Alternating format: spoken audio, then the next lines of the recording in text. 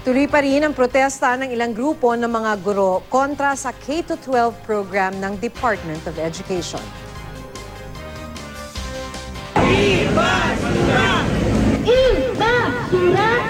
Sa harap ng Batasan National High School sa Quezon City, nagsama-sama ang ilang guro para magprotesta.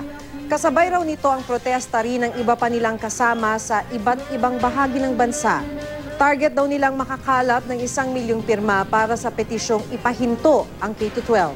Hindi pa raw kasi handa ang gobyerno para sa programa na dagdag pasanin daw sa kanila, sa mga magulang at estudyante. Nauna na itong pinabulaanan ng DepEd at ni Pangulong Aquino. Sa tanggapan naman ng DepEd sa Pasig, may protesta rin bilang pagkontra naman sa pagpapasara raw sa isang eskwelahan sa Davao na itinatag ng mga katutubo. Tinutulan din nila ang pagbubukas daw ng isang public school sa isang lugar kung saan mga militar ang magsisilbing guro.